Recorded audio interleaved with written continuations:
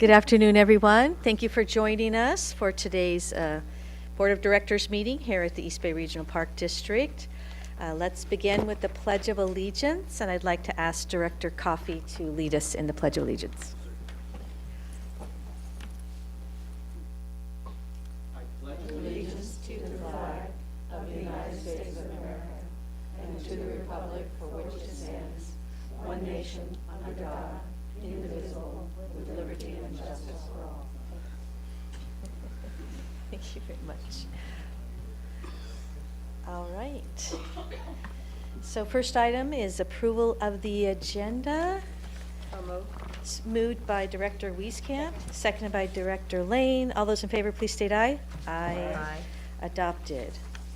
Do we have any public comments, Madam Clerk? Yes, Madam President, we have two public comments, Norm LaForce and David Tam. Mr. LaForce, All right. please. Good afternoon. Who would like to go first? Okay. Hello, Norm. Nice to see you. Yeah, good afternoon. Norman LaForce, speaking today on behalf of Sierra Club. I'm here today because actually about a year ago, myself and a number of other people in the environmental community had recommended to the Park District that it begin a process of a facilitative stakeholder meetings with stakeholders in regard to the trails issues. And I reiterated that in September at the Trails Workshop, but nothing's happened. It's been now a year, and there's been nothing developed. At the workshop, there was a facilitator, but he didn't seem to have anything to do. And as my Czech grandmother would say, he stood around like a stale kolache that nobody would eat. So this really needs to be gone forward. It needs to be started now. Otherwise, all the Park District is doing is allowing the stakeholder groups to engage in internecine warfare with each other, which that's not what we should be doing. We should be focusing on how we can work together and develop a way out of this morass dealing with the multi-use, single-use trails. The other issue I just want to touch briefly upon is that I know there's been a lot of issues and a lot of people concerned about Jewel Lake. I would really hope the Park District would take to heart what people have been saying about what they see is not going on there, frankly, and that the Park District engage in a process to make sure people understand that at some point Jewel Lake will be restored, and that there is some method to the madness that people seem to think is going on. Thank you. Thank you very much, Norman. You can help us spread the word. And I do know the board has already asked for that facilitative process, and I'm sure it's in the works. So thank you for bringing it to our attention. Thank you. Hello, how are you, David? David Tam, on behalf of Sprawled F, resident of Berkeley and a longtime kibitzer about East Bay Regional Park District policy and programs. We concur with Norman's concerns as he's expressed on behalf of the club. I'd just like to commend to your attention in your hours away from your duties here the estimable works of Calvin Trillin. I'm currently being delightfully entertained by his 1998 memoir, Family Man, about his now deceased wife, Alice Stewart Trillin. There's a lovely poem in there on about page 35, celebrating womanhood. Thank you very much, David. Any additional public comments, Madam Clerk? Madam President. All right. So we'll go on to the next item, which is our consent calendar. Are there any items to be pulled or discussed? There are several. Okay. Director Wieskamp has a comment on item D. President Corbett has a comment on item E. Item G, Director Wasby has a question. Item K, Director Rosario has a question. Item L, Director Wasby has a question. All right. Thank you very much. So let's start with item D, Director Wieskamp. I am appointing a gentleman, Andrew Carey, from Newark, and I had the chance, I asked him if he would come to the first meeting, even though he wasn't a member, and he did come. He said he thoroughly enjoyed it, and maybe Ira convinced him that it was a great thing to do, but he seems very enthusiastic. I think he's meeting with the chair later this week, and so I'm very pleased to have someone like him. He's been very involved. He's really a trained person. I'm going to have to introduce him to my neighbor. They all have a lot in common, so I hope he will support his appointment. Thank you very much, Director Wieskamp, and we also thank all of our continuing PAC members and new PAC members. We appreciate their service, so thank you for highlighting yours. All right, the next item is E. Oh, that's me. Huh. I just have one quick comment on this. I'm very supportive of moving forward with renewing our agreement for caretaker services. I'm just hoping that many of us have never been to the site, and I know there have been field trips there probably in the past, so I'm just hoping that we can get that on the agenda for board members to have a chance to visit this great spot. And that's it. Do you want a show of hands of how many people want to go? Who would like to go on the board if we set something up? Okay. There are periodic trips out there. Yes, Yeah. yes, I have seen that. I'm talking about something for us. Hi, Steve Castillo, Chief of Park Operations, acting for Assistant General Manager Jim O'Connor. We can definitely set something up to go visit the island. Thank you very much. Thank you. All right, item G, Director Waspy. Thank you. My only question was, this concerns the hookup and annexation of Union Sanitary District for Coyote Hills and the new acquisition we have there. I noticed, or I'm most concerned with the $31,101 as a connection fee to USD is, well, just a comment, I find that fairly expensive. We're only going to put in one restroom, right? Chris Barton, Environmental Programs Manager. That's correct. Flush toilets. Okay, and so that's the connection fee. Did they mention what the annual sewer service fee was going to be on that one restroom? I'm not aware of what the annual fee would be, but as we move forward with developing the project, we could include that information. Okay, thank you. Chris, I remember seeing the surveyor fee was a little high too.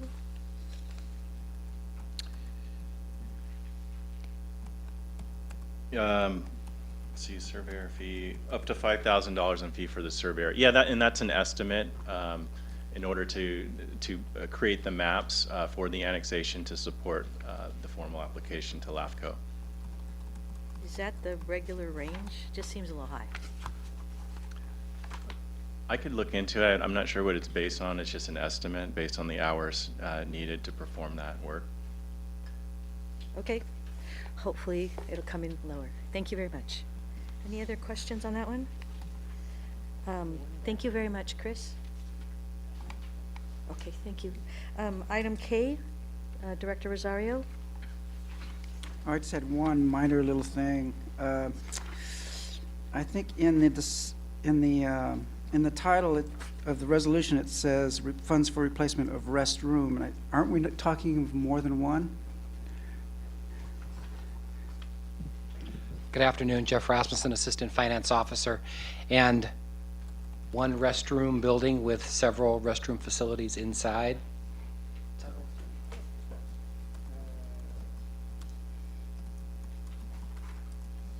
Maybe, I would say it's a restroom. We say the women's restroom. We don't talk about the number of sink, it's a restroom. got it. Sorry, that was it? All right, and the one last item, item L, Director Waspy. Thank you. So I fully support the replacement of our Dell computers, and I know they work out really well. My question would be, what's the service life of a Dell computer? Good afternoon. Deborah Alker, Assistant General Manager of Finance and Management Services. I believe the typical life of a desktop computer would be about 3 years, and we stretch it out much more than that if possible. But we are trying to make sure that with the newer technology and sometimes the upgrades to the operating systems and the programs that we use, we want to make sure that the computers are compatible with that. But about 3 to 4 years is what our useful life is. All right, thank you. And I know this is going to age me, but is there anything we can do with the old ones to recycle them? No, you throw them away, right?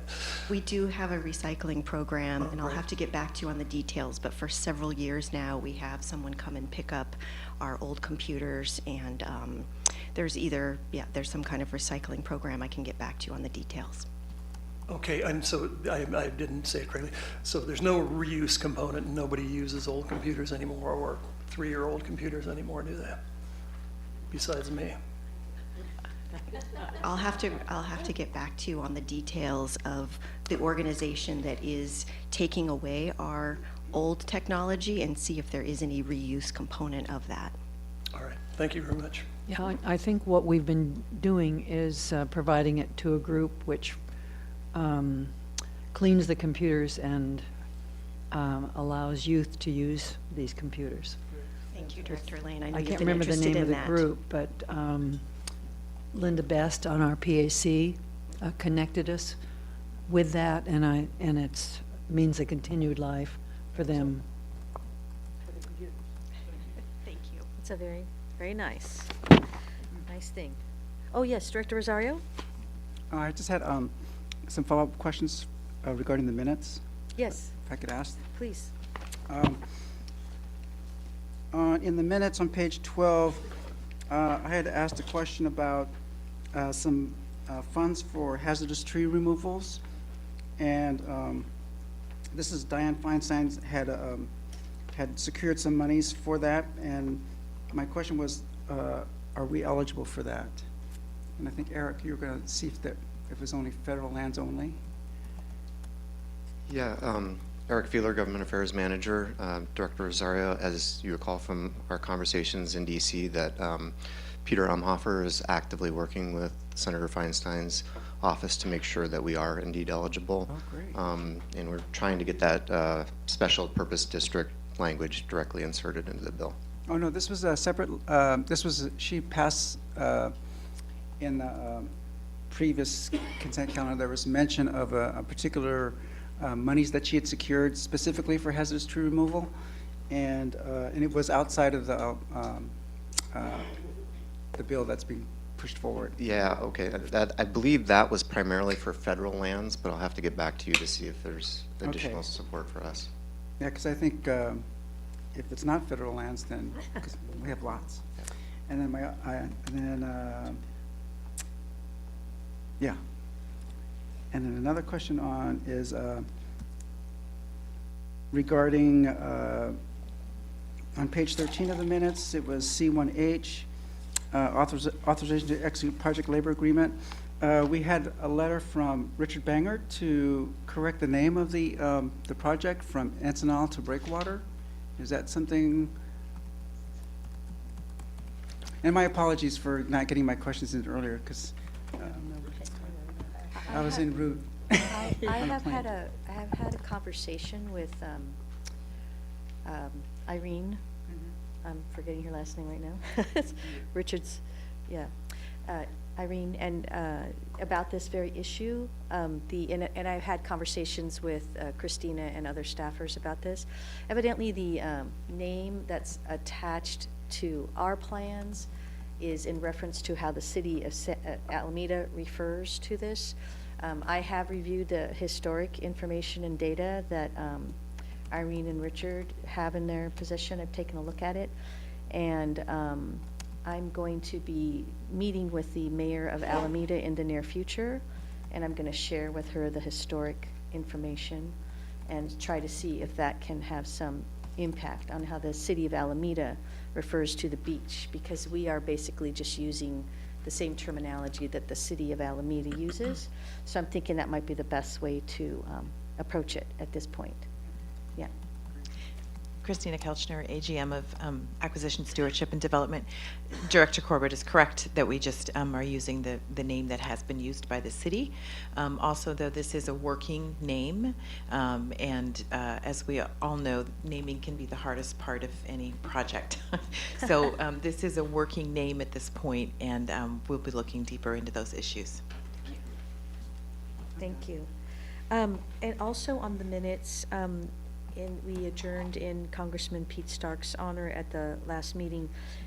Will we be sending a card to his family or referencing our adjournment? Will we be doing that? Is that our standard procedure to send on a memorial when we adjourn in individuals' memories? We haven't typically done that, but we can. We can do that for you. Okay. And also, since these minutes are the public record, I would just hope that we could add maybe a few more of the comments that were made at the meeting with regard to Congressman Stark, since if people look back to this for historic reference, maybe it should have a little bit more in it. I know that, we have plenty of things to include in these minutes, but I just appreciate maybe in this case we add just a little more. Okay. Thank you. All right. A motion for the consent calendars and orders. So move. Moved by Director Lane. Seconded by Director Waspy. All those in favor, please state aye. Aye. That's unanimous. So we'll go on to the next item under the General Manager's Division. I believe there is a report on approval of Amendment Number 2 to the Employment Agreement of the General Manager. Report by our General Counsel, Carol Victor. Thank you, President Corbett. Carol Victor, District Counsel. The item before you is approval of Amendment Number 2 to the Employment Agreement of the General Manager, Robert Doyle, of the East Bay Regional Park District. The board recently completed its annual evaluation of Mr. Doyle and has determined that he has met and exceeded his annual goals and objective. As such, the board has determined that Mr. Doyle should be entitled to a step increase from Step F to Step G. It's approximately 5% on the district's management salary schedule, salary range MG 11, as that schedule is amended from time to time by the Board of Directors. The proposed amendment has been reviewed and approved by District Council and is attached as Exhibit A to the staff report. With this amendment, the General Manager's annual salary as of January 1st, 2020 will be $343,803.12. If approved by the board, this step increase will be retroactive to January 1st, 2020. And the step increase is a merit-based increase? Yes, it's a merit-based increase. It's based on performance. Thank you. Members, any comments? Yes, Director Wieskamp? I think if you look at the report that recently came from the general manager about our year, I think it was an extraordinarily good year. And personally, I think we've been very lucky to have a manager who started perhaps in one of the first possible positions in the district and has worked his way up, and through that has learned an awful lot about the district. And I think we benefit from that, his extraordinary relationship with both Sacramento and, as several of you know, Washington, D.C., and I think he does a great job. I think while he may be reaching the end of his time with us, I think we're lucky to have had him, and I think he deserves the merit raise. Thank you. Director Wieskamp, any other comments? Yes, Director Rosario? Yeah, I just wanted to say that Manager Bob Doyle deserves his accolades. His list of accomplishments are impressive, and he deserves his legacy. And however, in my philosophy of how life is and being a public servant, I personally feel that he has been generously compensated, and I believe, in my opinion, that he makes enough. And that's why, like again, I can't take anything away from him. He's accomplished so much, but in my personal life and philosophy, he does make enough, and he'll be able to take care of his family for a very long time, very well. And with that, I'm going to vote no. Thank you, Director Rosario. Are there any other discussion? If not, a motion is in order on this item. I'll move it. Second. Moved by Director Coffey and seconded by Director Waspy. All those in favor, please state aye. Aye. Aye. Any noes? No. Any abstentions? Madam Clerk, do you have that for the record? Yes, I'm going to take a roll call. No, that's, I think No? we have, Just record the vote. is it, Okay. is it required, gentlemen, General Well, we need to Counsel? record the vote, but it was. So ayes, Coffey, Waspy, Lane, Corbett, Eccles, and Wieskamp. No, Director Rosario. No abstentions. Thank you. You're welcome. All right, our next item is under the Operations Division. And it's an authorization to partner with the City of Oakland and Alameda County Flood Control District on the operation and maintenance of the San Leandro Creek Trail Extension for the area between Hagenberger Road to 98th Avenue as part of our Martin Luther King Jr. Shoreline and Trails. Hello, Mr. Rasmussen. Good afternoon, Jeff Rasmussen, Assistant Finance Officer. And I'm here to request the board's authorization to partner with the City of Oakland to seek grant funds for trails operations and maintenance for the San Leandro Creek Trail from Hagenberger to 98th Avenue at MLK Shoreline. So as I begin, here's a couple of pictures from the existing trail at Martin Luther King Shoreline. This section of the San Leandro Creek Trail is actually on both sides of the creek channel, so you have two different views here. But it goes along both sides of the channel when you're up in the park. For this authorization today, we're going to talk about a flood control grant to build the trail, a City of Oakland grant to help pay for 4 years of operations and maintenance of the trail, and then dig into some of the details of the operation, budget, and schedule for the grant proposal. So looking at this initial map, you can see Martin Luther King Shoreline in green and the extension of the San Leandro Creek Trail in the southern part of the park headed down towards Hagenberger Avenue.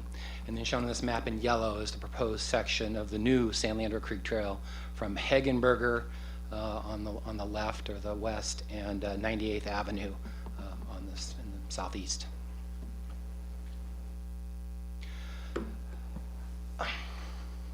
So starting out with Alameda County Flood Control, they received a grant from the California Resources Agency. It's an urban greening grant of $4.1 million to build the trail from Hagenberger to all the way to 105th Avenue. Before I go any further, I just want to comment that the district also received an urban greening grant at MLK Shoreline. The district received $1.4 million for the San Francisco Bay Doolittle Trail. So we received the same grant also at MLK, but for Doolittle. So looking at this project and the Alameda Flood Control Grant, it funds everywhere from Hagenberger, shown in the upper left of this drawing, down to 105th Avenue on the lower right.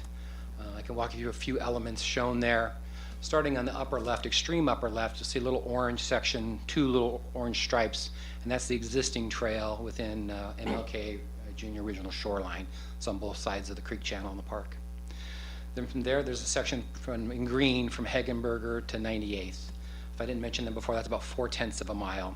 And that's the part we're proposing to apply with the City of Oakland for a grant for the operations and maintenance of that section only for 4 years. And then beyond that in blue is the remaining section that flood control will build all the way down to 105th Avenue. That's a 6/10 of a mile section, so the entire reach is about 1 mile. And then finally, a few little things to point out. On the lower right, there's a green pocket park there that will be developed as part of the project. And then along the blue line, you can see some red and yellow boxes or squares. The red are new bridges to be installed, and the one yellow is a trail undercrossing to be constructed. So now moving on to the City of Oakland. So we're asking for authorization to partner with the City of Oakland on a grant for operations and maintenance of the trail from Hagenberger to 98th. The City of Oakland grant is a Transformative Climate and Communities Grant, the TCC grant.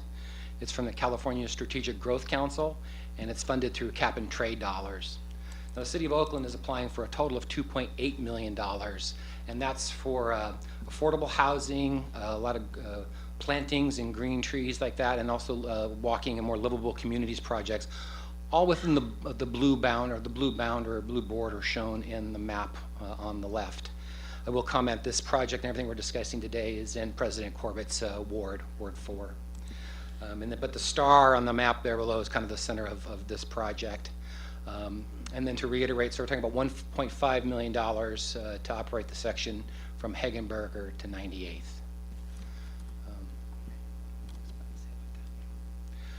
So moving on to the details of the grant, we're working with the City of Oakland to collaborate and seek grant funding for 4 years of operation of the trail from 2022 to 2025.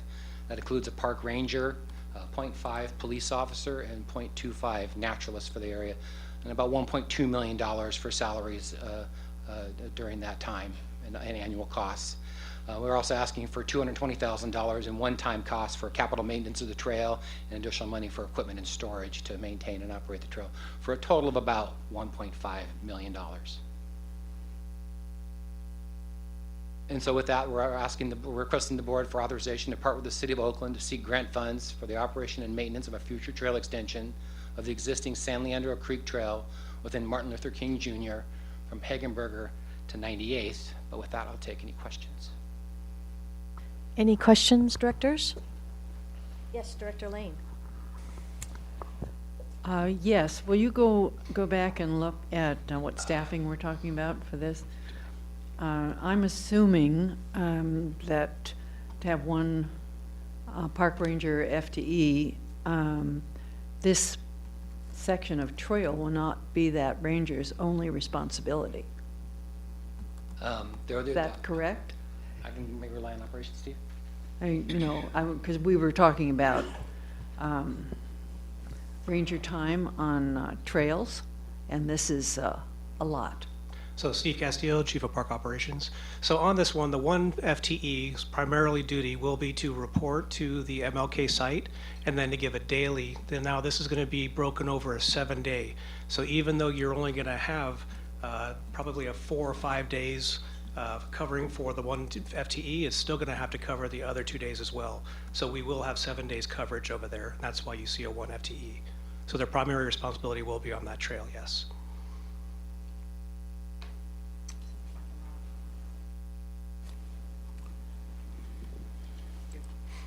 Any additional questions? Director Waspy. Steve, so under operation and maintenance, you have $14,000. Can you describe what you perceive that $14,000 will be spent on? The $14,000 on that one. What do we have that for, Jeff, on that? Yeah, I'm sorry, the breakdown. We can get back to you on that. It's not popping up right now. I'll get back to you on those numbers. Okay, great. What I can do, though, is I do have the operating numbers. So for the one-time costs that they have there, that's $161,500, and then the capital on that is $58,800, and then the ongoing cost is approximately $1.23 million for the 4-year duration. But for the $14,000, I'll definitely get back to you on that.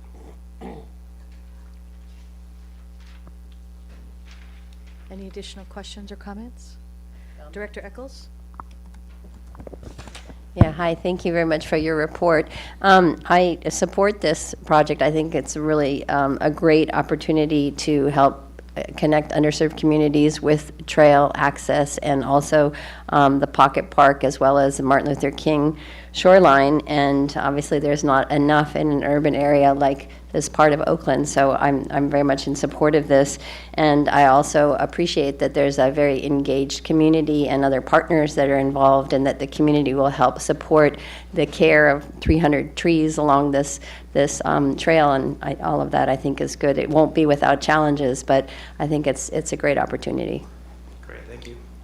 Thank you. And can you put the slide back up with the map of the entire area for the TCC?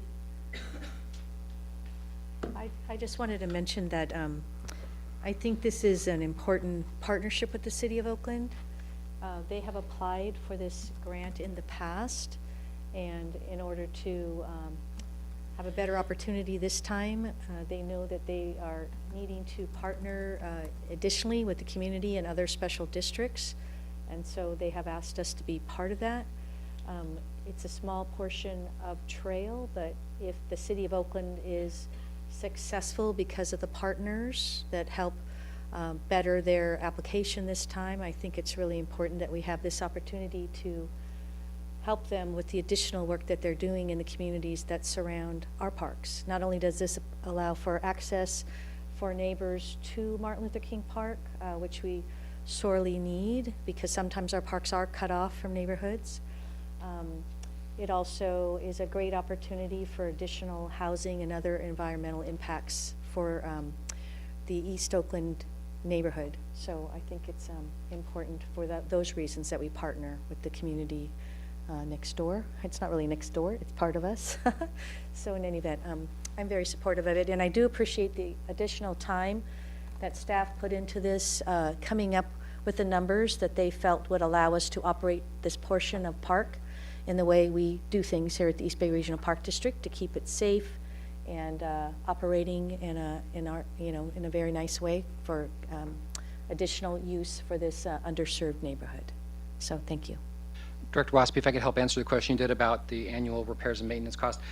It says here annual repair and maintenance. So this is like supplies and services, trash bags, graffiti remover, other incidental supplies that we need throughout the year. That's for 4-year cost. That's a 4-year cost? That's right, for the full 4 years. It's good incidentals. Yeah, that's right. 14 a year? No, total. 14.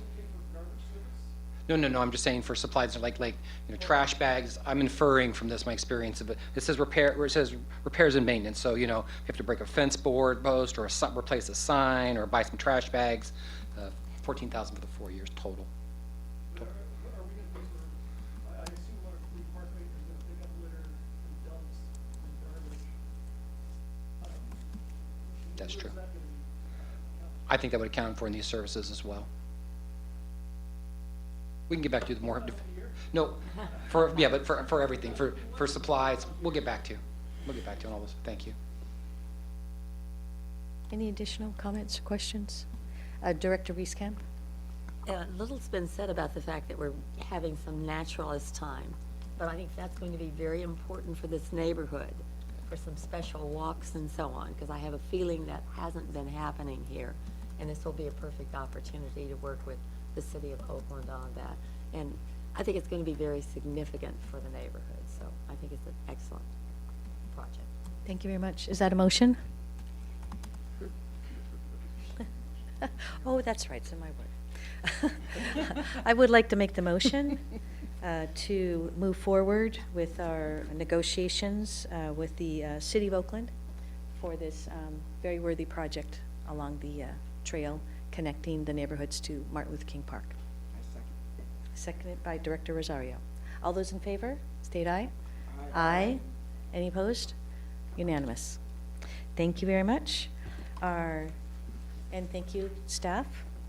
Our next item is under the Public Safety Division, our authorization to award contracts for goat and sheep grazing services for fire hazard reduction to 4 contractors.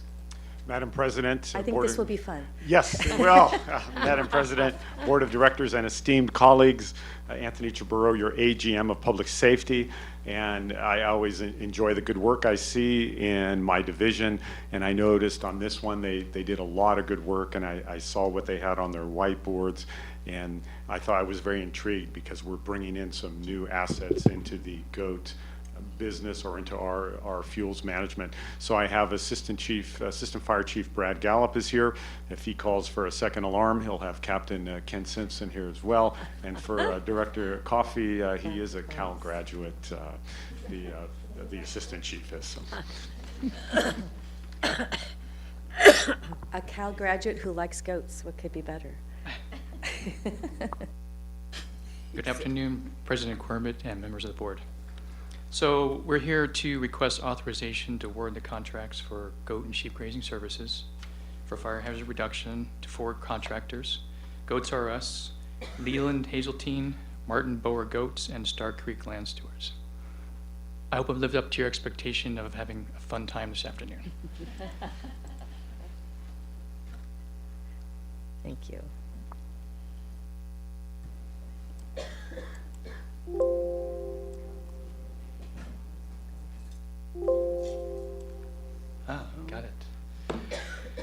So goat and sheep grazing is an effective tool to reduce hazardous wildland fuels and in the wildland-urban interface. The district has been using goat grazing since 1983, and the Park District's fire department specifically has been using goat grazing in the fieldwork areas for the past 20 years. And one of the most important things about these animals grazing for us is that they can work on steep slopes where our hand crews and our equipment cannot get access to. So that's why they're a very effective tool. Do you need a drink of water? Okay. So the 2020 Fire Department goat grazing RFP, request for proposal process, was very successful. In January of this year, we have a new goat grazing RFP, and a bid walk was held and proposals were received. This RFP include modifications to the current list of grazing sites based on fire department assessments of the fuel type, topography, and the resources. An example of one of the changes we made was we deleted one area from our goat grazing program. That's 60 acres in the Grass Valley area of Anthony Chabot. This has traditionally been grazed by goats, but we felt with the gentle slopes that we could save money and actually maintain that area using mowing devices instead of grazing. So that's part of the assessment we went through of all the areas to determine whether they should be grazed or not, or another method could be used to maintain the area. We also added an area in Tilden Park. This is a 15-acre area north of Golf Course Road and one of our recommended treatment areas. And this is an area that we recently had a lot of FEMA work done, tree removal and brush reduction, and we thought with the steep slopes it was a perfect time to bring the goats back in to graze. So this bid walk that we performed through the process, we reached a very large group of experienced vendors. We had 10 different attendees, received 7 different proposals, and in part we were helped by Allison Rove, the district's rangeland specialist in the stewardship department. She had many contacts in the goat grazing industry, and we were able to reach out to them and get a greater attendance than normal.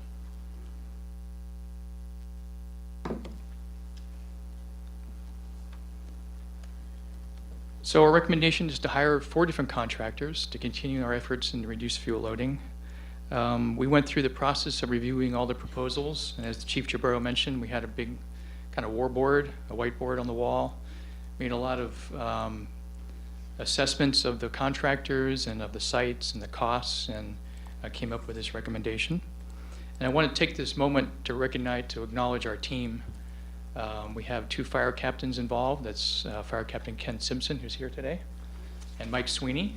And our 2 fuel reduction coordinators helped with the process, Patrick McIntyre and Rose DeVries. And our admin analyst, Sandy Wright, also helped come up with the plan for the next 2 years. So this the new program with the new contractors allows for a mix of sheep and goats to enhance the overall grazing effectiveness, as the 2 different types of animals actually eat different types of plants, getting a more effective coverage of our of the grazing. About half of the units will now have a mix of the herds.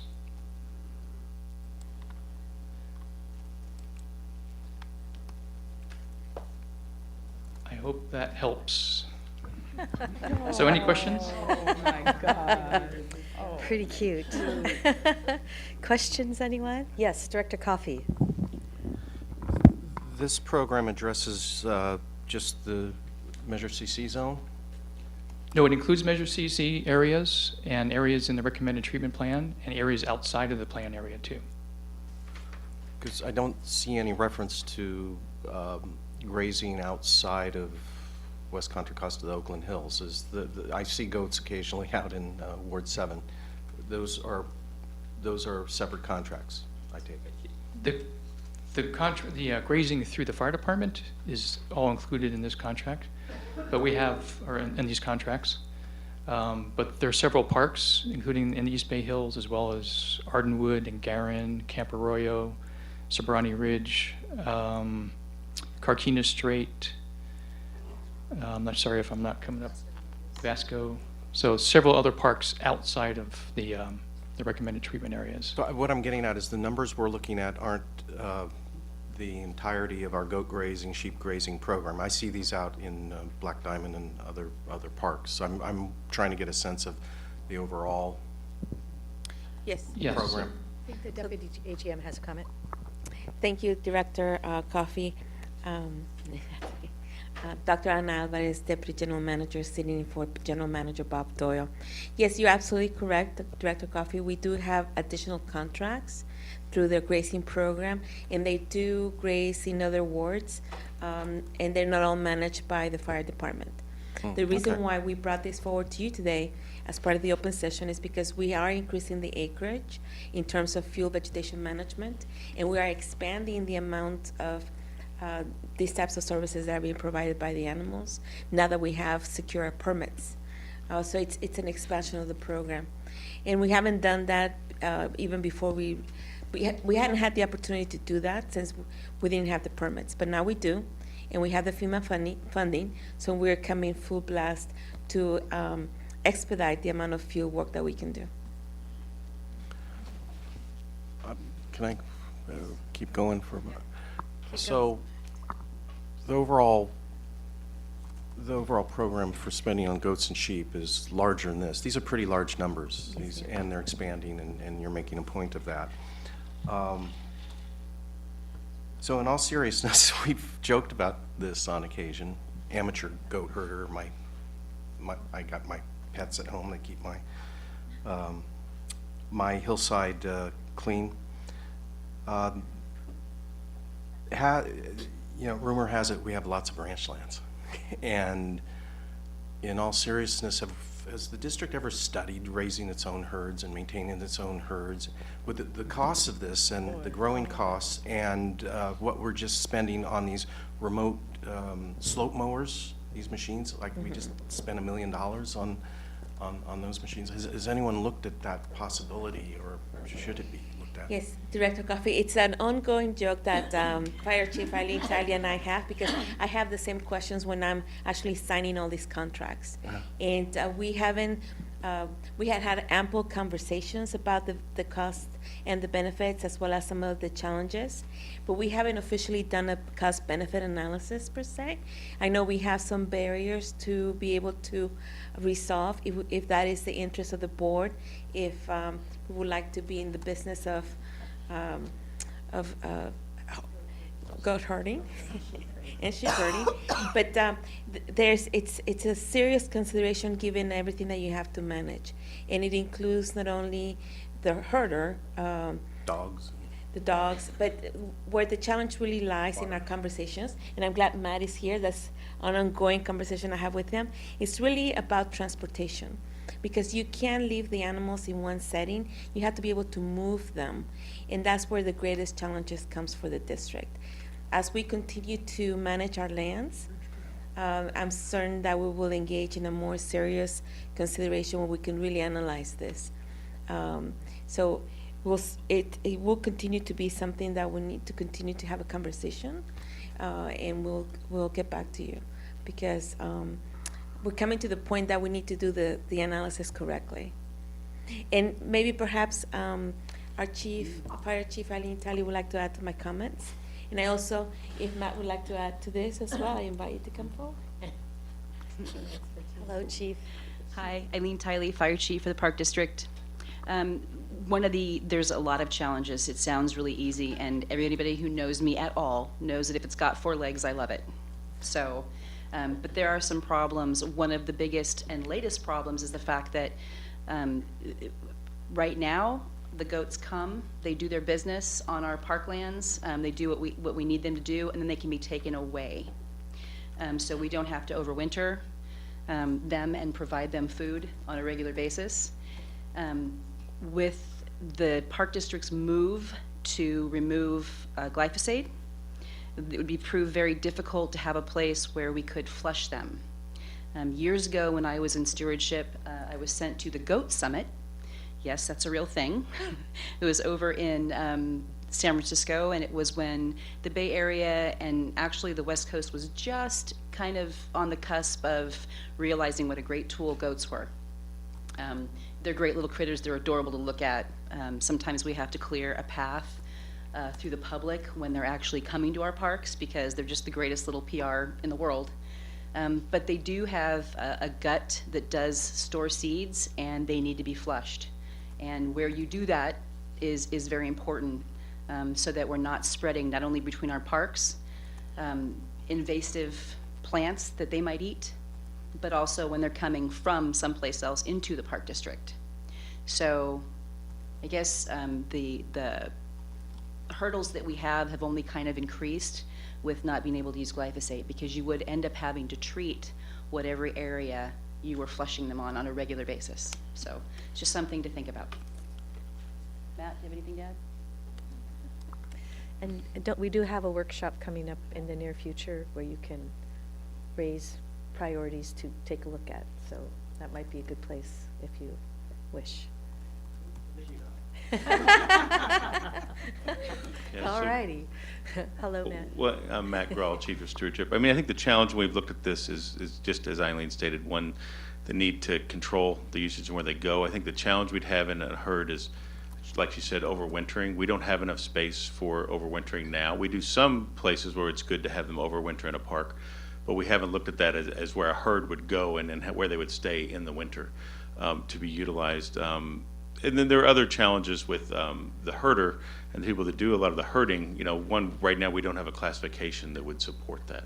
So there would be AFSCME issues and other things to look at, how we would create a classification of a herder. And it's just not typical to the way they operate. You know, they're on basically 24/7. They're with the goats. They camp with the goats. They stay with the goats with their dogs. So those logistical things are things we haven't completely figured out how we would integrate them into our system. And so I think we need more thinking about that aspect of the program before we're ready to propose something.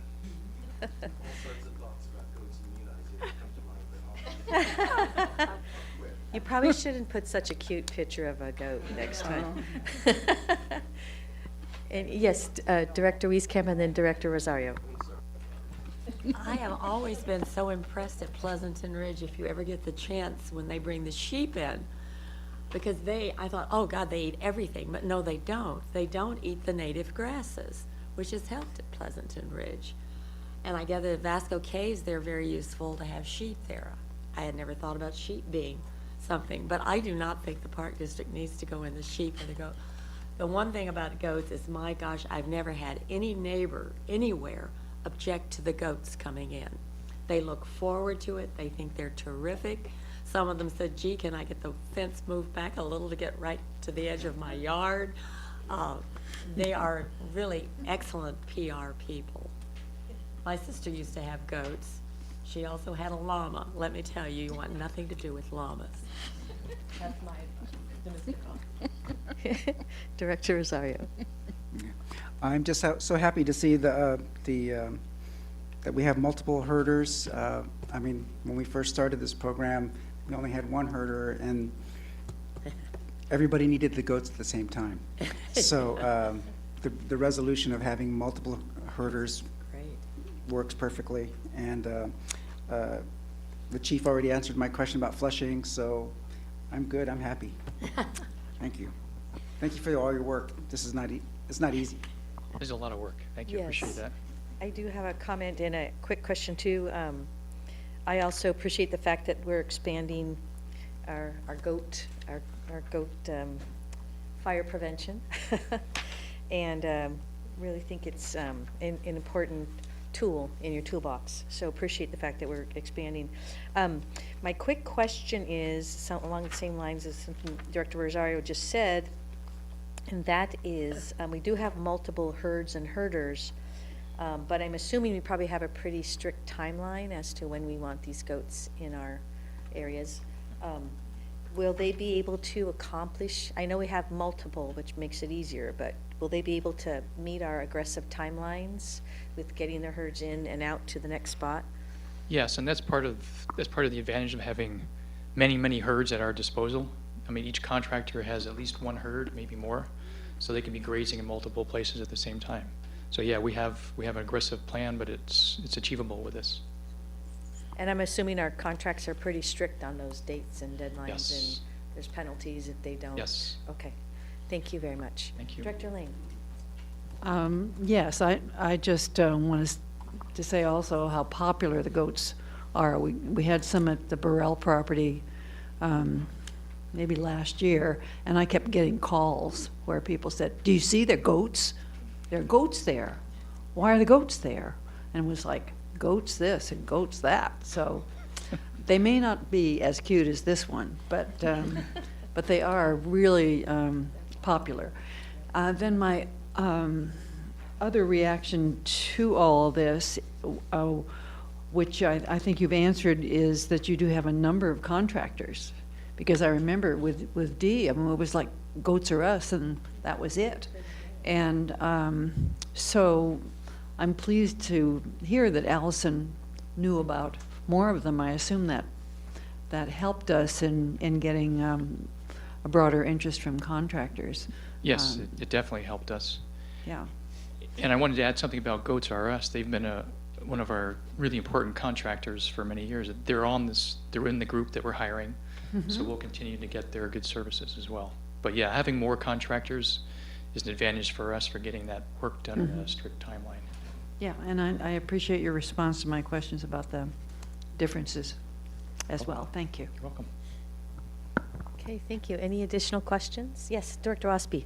Yes, well, I heartily support this, and I'm very happy we're expanding it, and I also agree with Brad. I compliment staff. I think hiring the fuels coordinators was an excellent idea, and I see great things. I agree 100% with the value to having goats. Everybody loves goats, and I know our public safety department, our public affairs department will take advantage of that. I hope we can do some great things with that.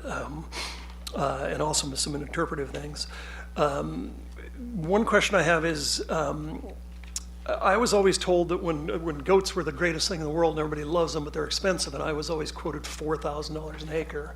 Can you tell me, I've done a little bit of math, and I bet I know the answer, but I've got Anthony Chabot at $387,000 an acre, $387 per acre, and Lake Chabot at $527. I know it's based on terrain, getting the animals there, probably water, resources, things like that. Exactly. But so can we expect, was that a function of competition that got it to be what I consider really, really reasonable?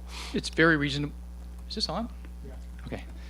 It's very reasonable. And in fact, to compare, in 2016, our average cost for the contracting part was $591 per acre.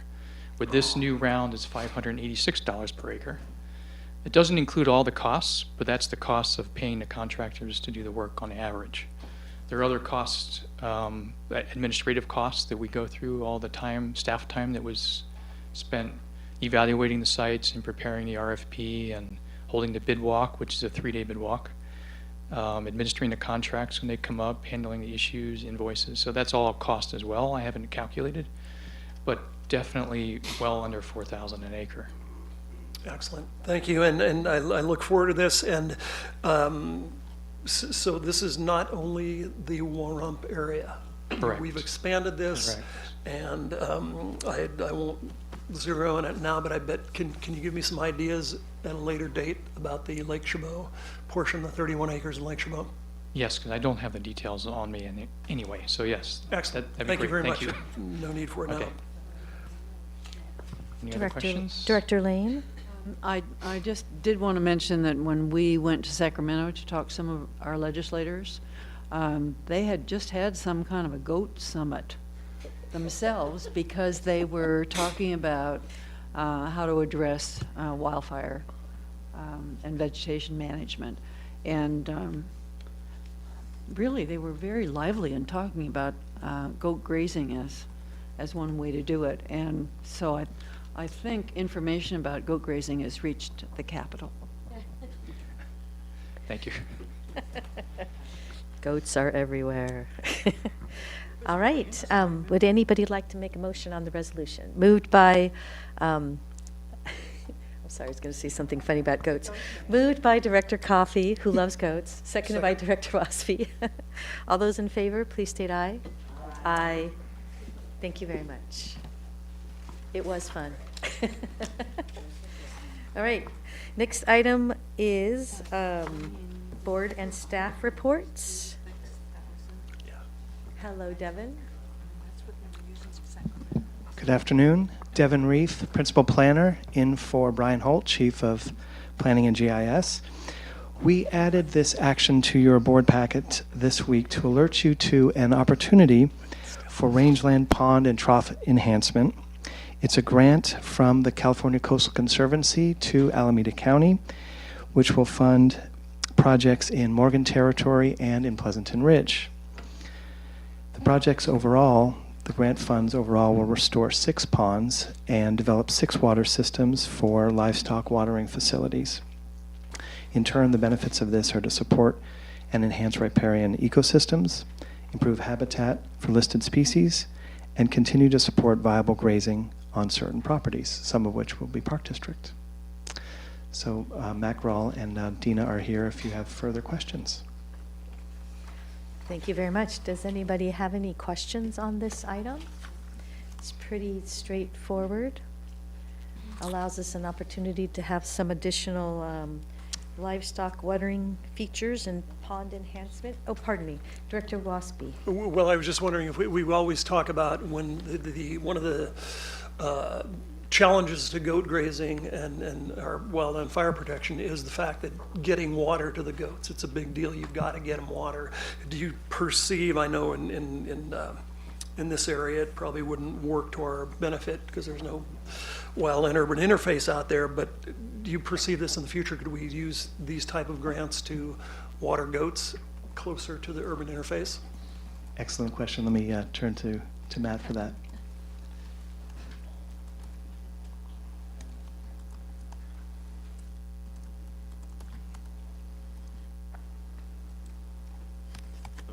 Mackerel, Chief of Stewardship. That's a good question. You know, typically goats are staged and kept closer to a municipal water source. So often they'll have watering tanks and things that we fill from a municipal source. And these grants are really tied more to cattle grazing and livestock in rangelands far away from infrastructure.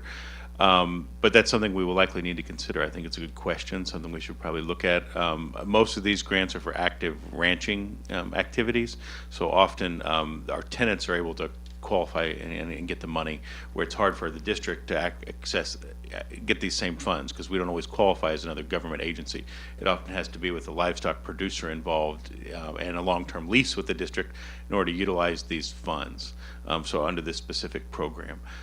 So it's something that we work with our ranchers to do, and then they get the money and we help share the costs on that, but they're the ones actually getting the grant. So there would be some barriers to using this program for that type of an activity, but I think it's something we can certainly look at and look for opportunities, because as you raised the question, we are going to need more sources in the future. Yeah, if I can follow up, I mean, I know it's a stretch, but if we're any way we could cobble some type of these grants to say, if you could put a pond, call it for grazing of goats, which I know are transient, but in fact, it's also a water source that can be used to fight wildland fire when you have ponds and portable pumps and things like that. Just a thought.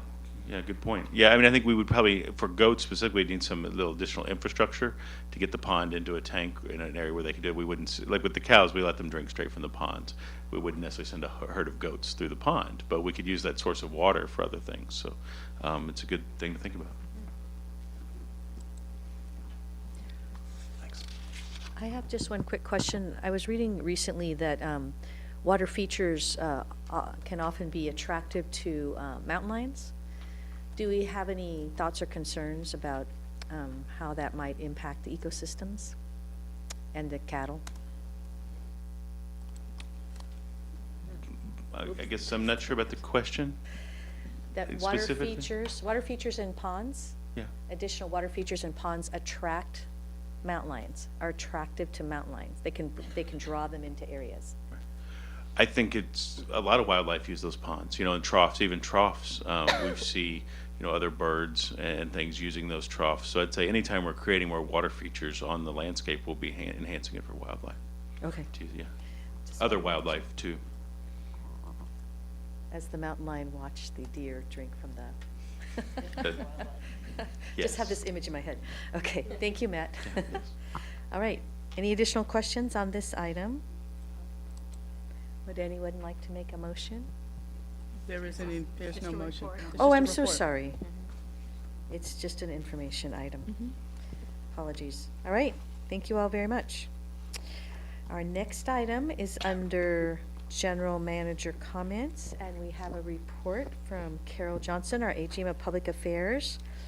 Yes, and Providing with information on all the great opportunities and events and openings and ribbon cuttings and stuff like that coming up this year. And I'm sorry. thank you so much, Director Corbett. And before AGM Johnson speaks, I just wanted to make a comment on the fact that in today's board actions, we received over $1 million of other people's monies. And that's an important understanding and consideration. And it's really mostly because of the great partnerships that the district has forged over many, many years. And in the GM comments for today in your board packet, you will notice that we also have benefited from a partnership with the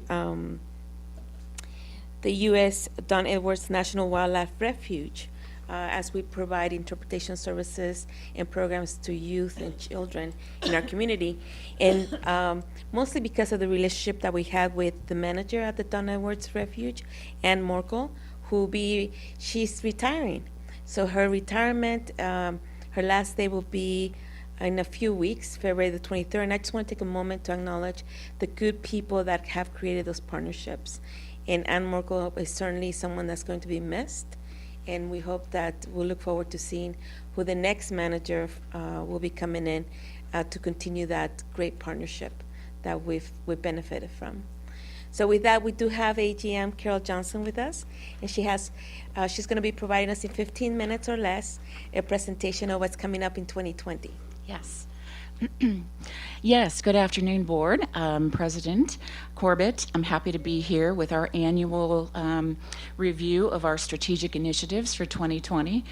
Before I start, I want to give you some breaking news that the Park District was just awarded the 2020 Public Lands Alliance Public Engagement of the Year Award, which is a national award recognition for an entry that we submitted, thanks to Mona Coe, that acknowledged across all divisions the amazing amount of engagement that we do on a regular basis, but particularly last year because of our highlighted anniversaries. So that's great news. But today I'm actually here to tell you what we're going to be doing on behalf of Public Affairs with regard to our strategic initiatives. And I will also be giving you a tentative, and I want to emphasize tentative, list of event dates, some of which are noted and others are still blank. But we have a lot of events that we're going to be talking about today and doing throughout the rest of this year. So part of our initiatives include the dedications and events, several public information campaigns very specific to women in the women's suffrage of the centennial. Accessibility, it's the 30th anniversary of the ADA legislation, and we certainly have a lot to celebrate and tell the community about our involvement in accessibility. Environmental initiatives, just in part, is the 50th anniversary of Earth Day is this year, but we've got a lot to talk about with regard to other environmental initiatives that the Park District is doing. And dog owner education, this is one that we're making great headway on and hope to bring it to the board in the next month. We've been doing a lot of internal and external testing of messaging. And then fire preparedness, very important, kind of dovetails on the last discussion we were having about goats, very important part of the toolkit. And we, I think since we've been communicating about fire preparedness, have really given the community a lot to think about in terms of the recognition that they have of the Park District doing a lot to protect them and their homes. So, in addition, we'll be talking about community relations activities specific to diversity, equity, and inclusion. and the continuation of our HPHP program with Health and Nature Partners. Then I'm going to give a roundup of some of the creative design and exhibit work that we're working on for this year, the foundation's work, and the history and archives. So let's start big, not let it last until the end of the presentation. Again, keep in mind these dates are tentative. But we are looking at a variety of things. What we try to do is call out the wards that they are. We are doing our best to accommodate all wards, insofar as the kind of dedications, groundbreakings, and specialty events. But we've been working with ASD through the development and construction folks. We've been working with the interpretive folks as well. But you can see the first one we've got coming up is Black Diamond, our coal mine exhibit installation. It's going to be exciting, very, I'll give you a sneak peek of what it's going to look like in a little bit. But we are doing that on a Saturday because we think that the program will be a very popular one for the community. We've got a couple of public acceptance through some either open space or relationship partnerships with Alameda Point, McGee Open Space in Danville, as well as later in May, Tassajara Creek and Tassajara Parks Open Space, which we will be getting some additional acreage. Earth Day, we hope to take advantage of the 50th anniversary of Earth Day to celebrate our amazing Bay Point wetland restoration. And then hoping a couple days later that we can take advantage of Earth Day for volunteer purposes to do another dedication of the Golden Gate Field Trail, Beg Trail, excuse me, that we've been long anticipating that dedication. Good news for Director Waspy is the irises are back, and they're better than ever. And there is actually, we're planning a public event out there again because it went so well last year. Brickyard Cove groundbreaking, talking with the program manager of that, doesn't look likely to happen before May. The Tassajara Creek Open Space, Lone Tree Point Bay Trail. Again, these are largely based, at least the months, on our construction schedules. In June, we have National Trails Day, so we're thinking, again, pending the availability of the Reinhardt Redwood Regional Park renaming official along National Trails Day. I don't believe we are doing anything specific for that day, as far as I know, other than perhaps that. We want to have a successful dedication for the pier and the Sutter Shoreline, which is a partnership we'll be doing with several other agencies, including MTC. McCosker Restoration groundbreaking. This is not the trail, this is the actual restoration project that will be taking 2 years to complete. In August, Encinal Beach Restoration and the Water Trail launch. September, again, Public Lands Day, trying to take advantage of all of these named dates or acknowledgments that nationwide people take advantage of to honor our Shadow Cliffs Pavilion construction, which hopefully should be done by then. Del Val Visitor Center will be in October, and then we'll complete the year with our Dumbarton Quarry Campground on National Camp Day. That's our goal.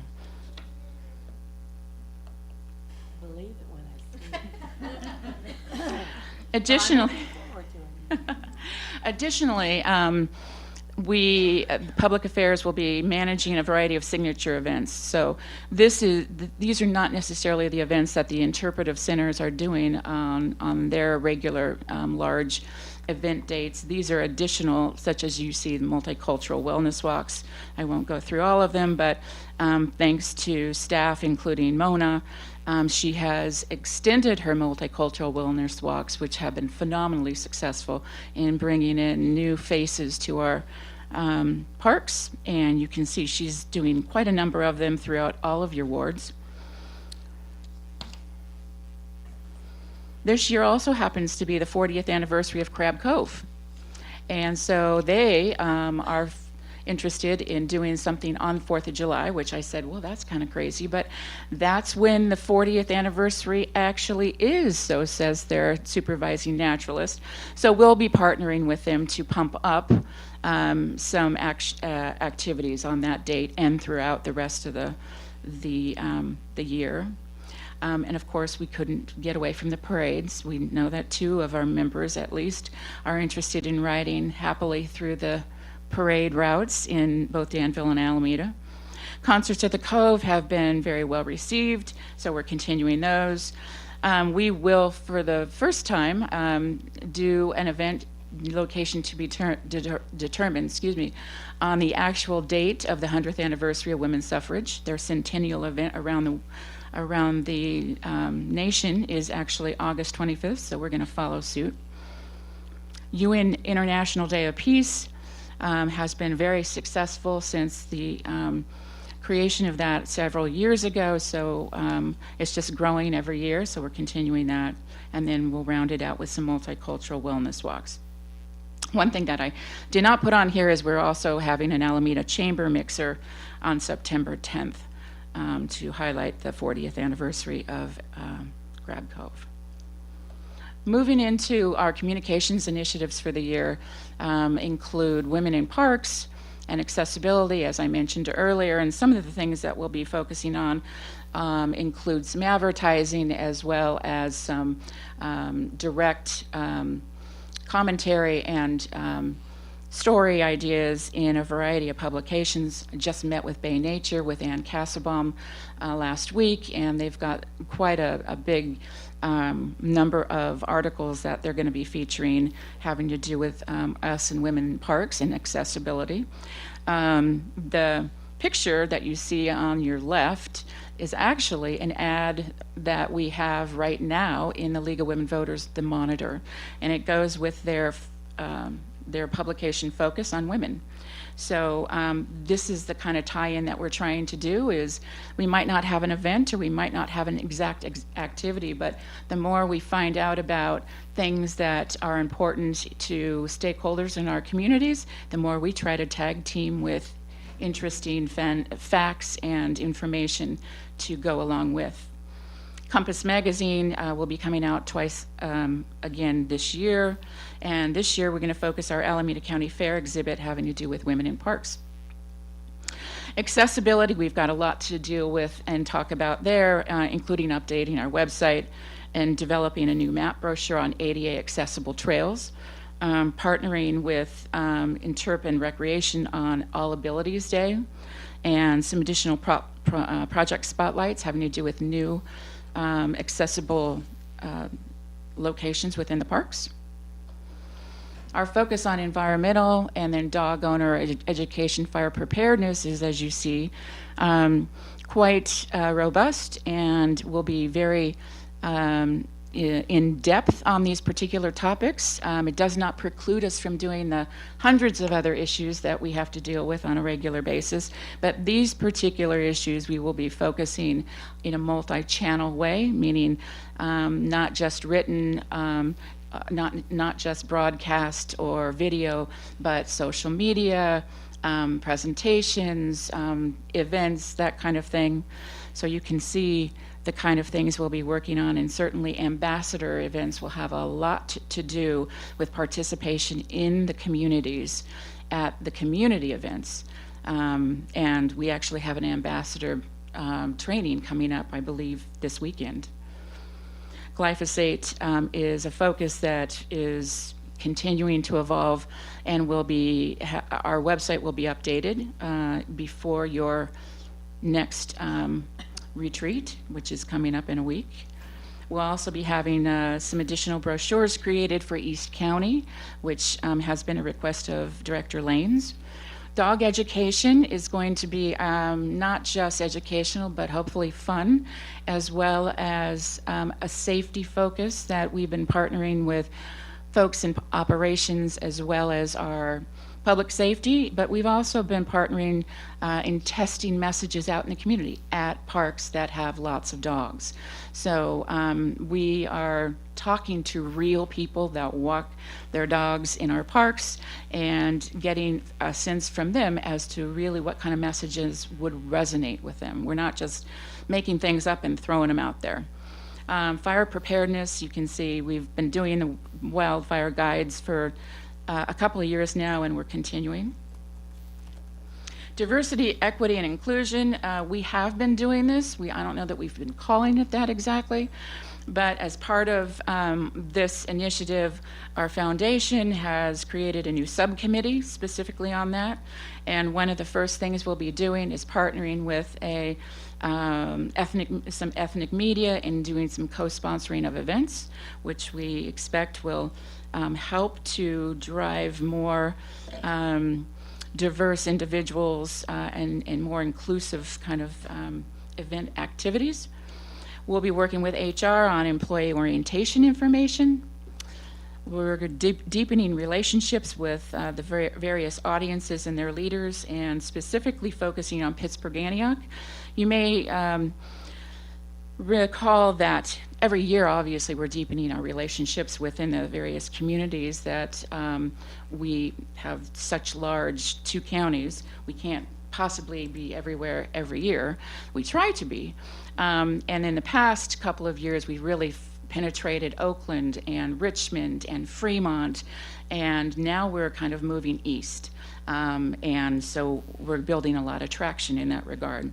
In addition to that, some new collaborators, again, keeping our existing collaborators, which are turning into amazing, not just partners, but they're really becoming an extension of the parks, of the park district in terms of how they communicate to their elders and their own constituencies. But we're working with a few Girls Trek, Village Connect in San Leandro, Outdoor Afro, Latino Outdoors, and several other ADA-specific and senior organizations.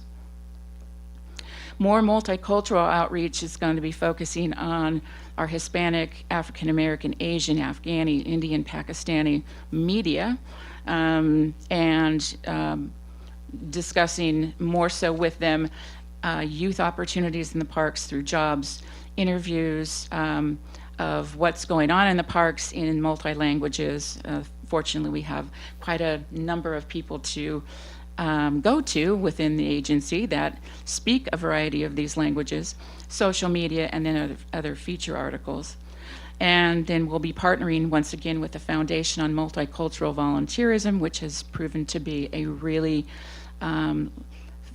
forward-looking program that the individuals within the various communities that participate in this really look forward to every year. So we're trying to add more people to that. We'll be increasing our educational messaging through brochures and flyers, website, and media. And then trying to use more universally accessible communication symbols and wording. This is something that Creative Design is working on. The picture on the left is actually the new prototype of our information panels, which have been very well received in the community as well as with the park supervisors. So you can see some examples of some of the messaging that we're doing in multi-languages. Our new visitor center at Del Val is going to have exhibits in both English and Spanish. This is just a mock-up. This is not what the actual is going to look like, but we wanted to show kind of an example of what the messaging might look like. And then our leadership in Healthy Parks, Healthy People, which has been recognized globally, literally. I mean, internationally, we have been recognized as much as we have within our nation and locally. We are continuing to use HPHP to really develop the whole focus of public wellness, parks prescriptions, and environmental education in the ways that you see The newest component to our HPHP is the funding that the foundation is doing for half of a position for 3-year pilot program for mobile ed to get out more, to give them some additional capacity to get out to more inner city diverse communities to share our message. We'll also be working again with Children's Hospital and UCSF and some additional health study, which has proven to be very beneficial, again, to link us with a very nationally renowned, two nationally renowned institutions.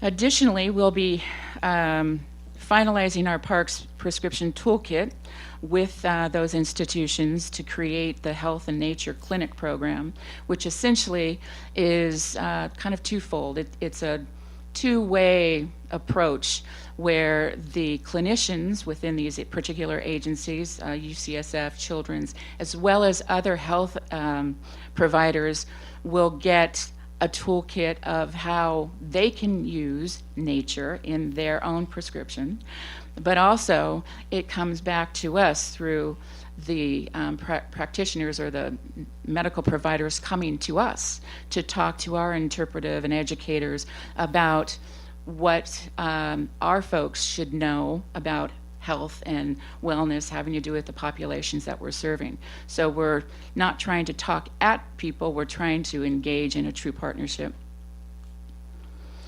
Couple of national conferences are coming up that we're going to be highlighting our health partnerships and expanding to some of the agencies that you see here. Alameda County Department of Health was huge.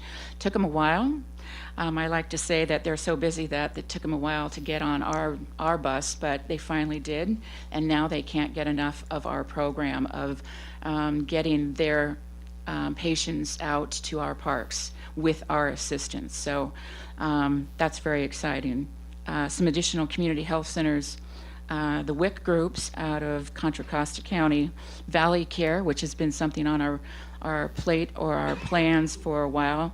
It takes a while to educate and literally almost to, just develop a relationship with some of these agencies. It's not like we can go in and say, hey, we have national recognition, by the way, you should do this.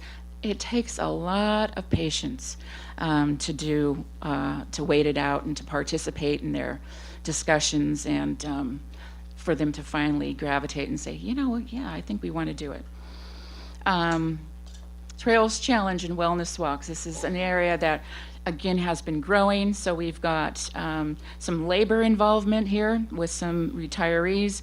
We've got virtually all the African American churches in both counties now totally connected to us and doing their own type of wellness, but connected with us. Mona has done a phenomenal job there. This year we're going to be working on the unincorporated communities, Ashland, Castro Valley, Cherryland, the like, Sunol, and we've got the entire alumni program of Cal State East Bay interested in our Trails Challenge and Wellness Walks. History and archives. Well, thank you, board, for having approved a new supervisor position for our archives, because we have not had a full-time position there ever, and we've had an individual who's been working at 3 different types of jobs all combined into one. So now we're actually going to get a chance to focus exclusively on archives through a position that will help us create things like a new permanent exhibit at the Concord Chamber, which is it's like a visitor bureau where they're saying we want you to have permanent exhibit space in our facility. So what are we going to do? We're going to focus on the history of the parks as well as some of the things coming up right in their area, Concord, clearly. We have to develop and establish actually protocols and policies for our district archives. Storage planning, because boy, we've got a lot of stuff to share, but we're running out of space. and we want to protect it forever. Black Diamond Archives was created under Tracy Parent, and Tracy has left us but is participating still, but we now need to take over ownership of management of that. And then we actually are just finishing up an archives and cultural resource conditions report and recommendation as to what is needed for the district to move forward.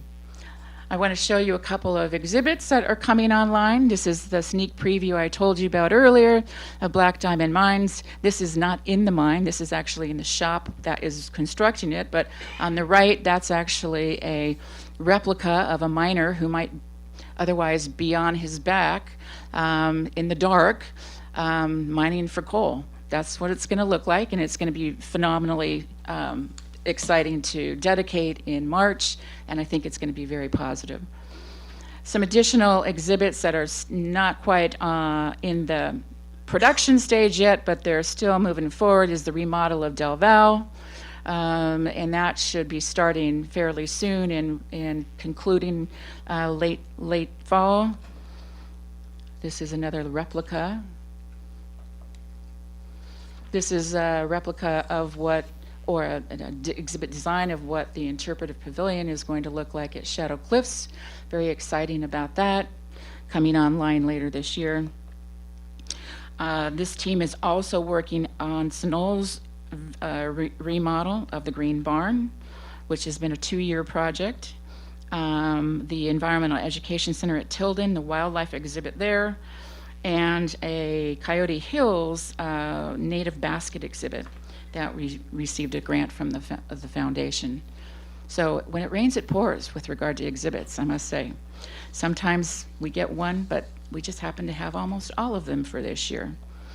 Finally, 2 more slides. Creative Design and Exhibits also will be working on some new environmental graphics to accommodate things like name changes of Reinhard Redwood, Sutter Shoreline, bringing online Dumbarton Quarry, which they're also planning the entire sign program for that park. And they're also working with operations in rebranding our patch, which will go on all the uniforms and things of that sort. Last but certainly not least is the foundation, where we have just made this phenomenal growth over 10 straight years. And this year we're going to launch our Tilden EEC capital campaign, which you know. But there's a lot of work to do prior to us launching. I was just talking this morning to Christina Kelchner as to how we're going to move forward together to get there, to get some sort of design so that we can start the actual capital campaign. East Contra Costa County Endowment Agreement, we've approved it within the foundation, and we know that the district is going to be taking some action fairly soon to transfer some monies to the endowment so that we can take over and manage their funds. We are expanding our third-party retailers with more corporate partners, a way to sell memberships to corporations that then can reward their employees with a wellness program. We're going to be hosting an outreach concert with Shayna Morrison, who happens to be the daughter of Van Morrison, who is a country singer who we have the opportunity to work with, and we're going to do it at Camp Arroyo for 100 people. And you can see the rest. We've got 12 additional engagement events going on, and we're going to finalize the arrangement we have with Friends of the Botanic Garden to manage their funds. So I just want to call out, we're adding, since What's Brewing in the Park is so positive and popular, we're adding Dirt, Sweat, and Beers with REI. That was their request, so we'll see. Anyway, that's what our plan looks like. These are just the specific categories. This doesn't, as I say, include all the other crazy things that we tend to do on a daily basis. But we look forward to having a very productive year, and I'm happy to answer any questions. And I'll pass out the dedications groundbreaking tentative list. Great. Thank you so much. I know we all look forward with great anticipation for all of these great programs this year, and openings and programs, and other outreach opportunities. I just wanted to mention real quickly, as you're looking at the Ashland area and south, as you mentioned, for more emphasis, that, I mean, you've probably found them already, but the Ashland Reach Center, which is the teen center in the Ashland area, is a really great place for some opportunities for outreach. And also with the Deputy Sheriff's Athletic League, who help operate that. And also the Tiburcio Vasquez health clinics that are through parts of Oakland and into South County are, I think, would be another good place for some partnerships. Which I will just mention, Tiburcio Vasquez was one of our first organized partners, so they're totally fully on board. The other location I'll make reference to. But we are also getting some suggestions from Supervisor Miley's office. Yes, they'll mention REACH also. Yeah, and certainly Director Wasby. Yes. Any comments, questions? Director Rosario? I just want to thank you for all your work and all your future work. I just wanted to acknowledge Mona Ko. Every time I look over there, I keep thinking there's going to be a twin because you do so much. And the fact that Healthy Parks, Healthy People has really grabbed hold, not only here but nationwide. I think how many of you got your East Bay Mud brochure? They've stolen our thing. They're calling it Healthy Fish, Healthy River. That's good. Yeah. That's good. There's one thing I would like to see, if it's possible to include in our events for equity and diversity, is maybe participating in the Oakland Pride Parade, if that's a possibility. I went there last year, and I noticed all the other agencies were there except for us, but it would be nice for us to, although I was there.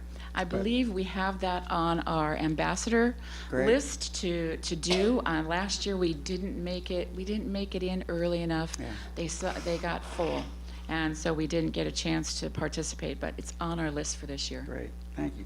And then I just wanted to call out that the upcoming Tilden EEC capital campaign also includes Jewel Lake. Yes, it does. So yes, it does. I just wanted to highlight that. Thank you. Certainly. Director Lane? Thank you. I just wanted to say that when we were back in Washington, some of the several of the major exhibits I looked at had both English and Spanish captions consistently. So I appreciate our talking about doing that. And then with regard to John Muir and Healthy Parks, Healthy People, I'd like an update on that. John Muir? John Muir Health in Walnut Creek. Yeah. Okay.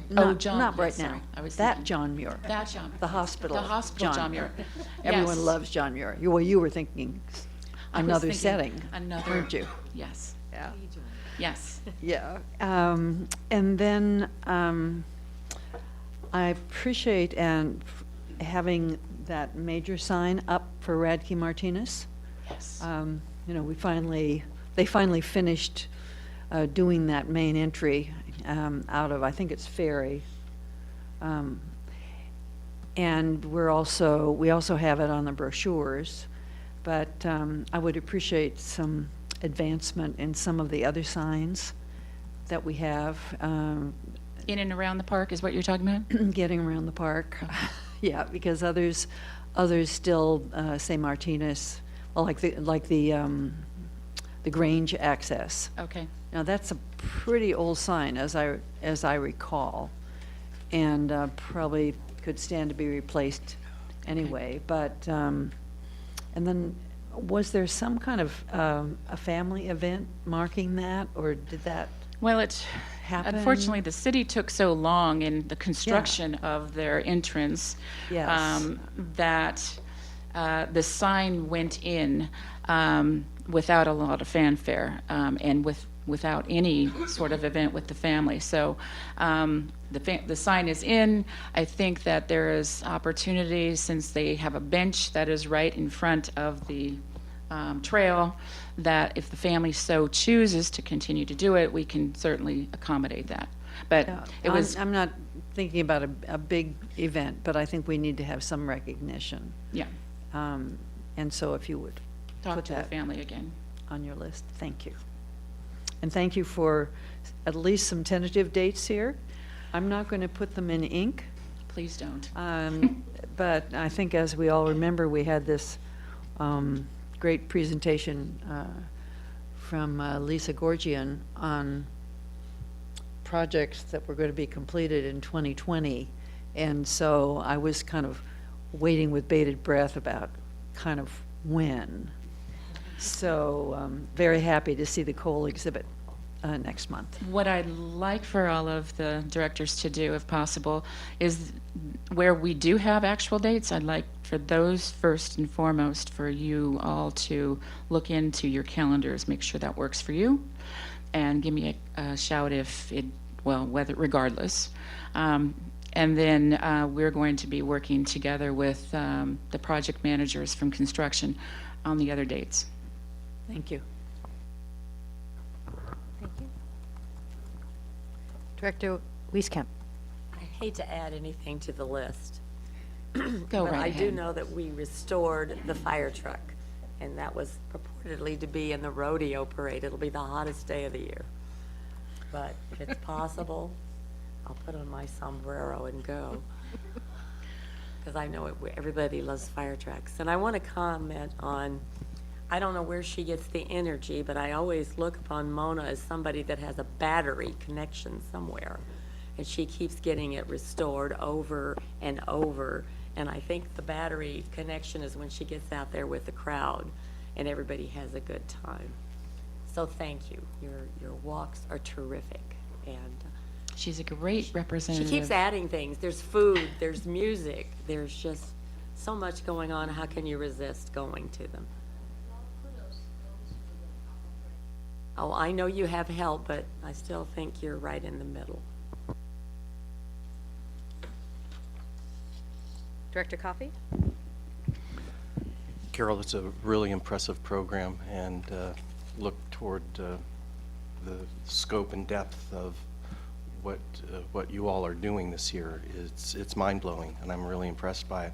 It occurs to me that in looking at our press reports in our board packet, there's something that's likely to come up if that rumored N3 acquisition in one way or another is actually accomplished this year. We have headline focused on state park plan is a conservationist dream, but reformers want focus on neglected neighborhoods and increased park access for underserved populations.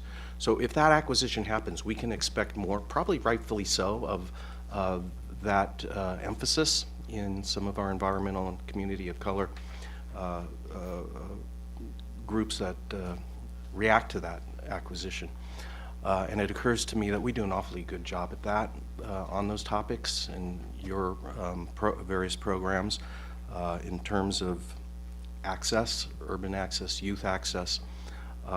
We do an awful lot, and I thought it would be useful to have something prepared.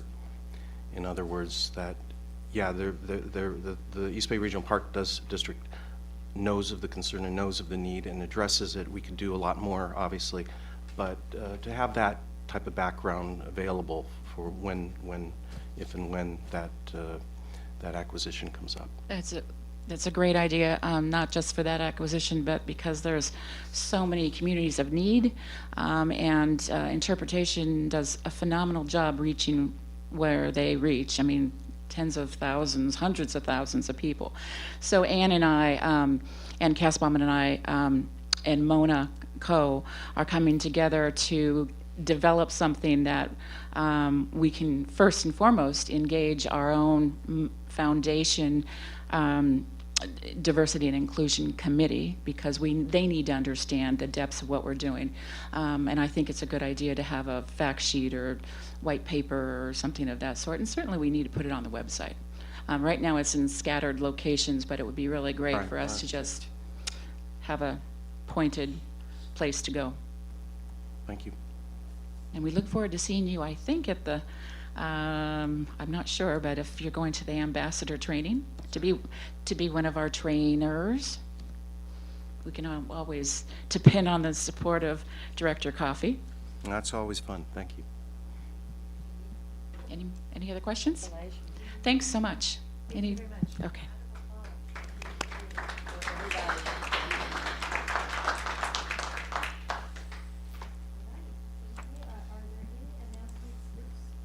Any announcements from closed session? Board President Corbett, there are no announcements from closed session. Thank you. Anybody have anything to add for board committee reports under item 8? We do have one speaker from the public on the Operations Committee meeting of December the 19th, item D. Okay, public comments? Norm LaForce. Hello, Norman. Yeah, thank you very much. Yeah, I'm just going to comment that there was reference to updating Ordinance 38. That certainly is welcome. I speak on behalf of the Sierra Club. That's certainly welcome.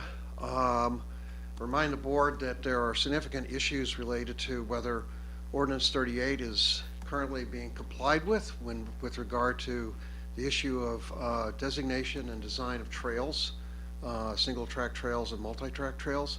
So I want to make sure that this Ordinance 38 revision goes through in a timely manner and is done through a public process that engages all user groups and respects the issues concerning the exceptions process that is in Ordinance 38.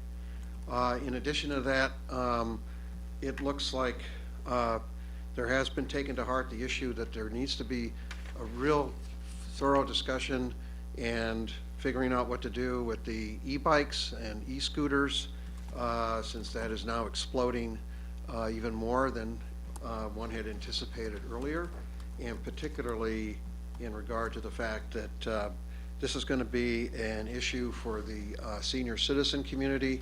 Already, seniors are writing about how great it is that they used to hike a trail. Now they can take their e-bike out and e-bike the same trail they could hike. Well, that may or may not be possible if it's a single track trail. And in addition, that's going to create significant user conflicts already in trails where those are being used. The mountain bike community is expressing deep concern about the conflict between e-bikes and mountain bikes on the same trail. So this is not going to be an easy issue. It's going to be one that's going to be difficult to work through, and hopefully that can be done in a process that maybe is another facilitative process with stakeholders and the board. Thank you. On our trip to DC, it was a major topic of discussions at the Hike the Hill conference, e-bikes that is, and also in our conversations with the National Park Service. This is a national discussion, and we got a lot of interesting information based on people's experience, so that's definitely a timely issue. Any other public comments? All right, board members.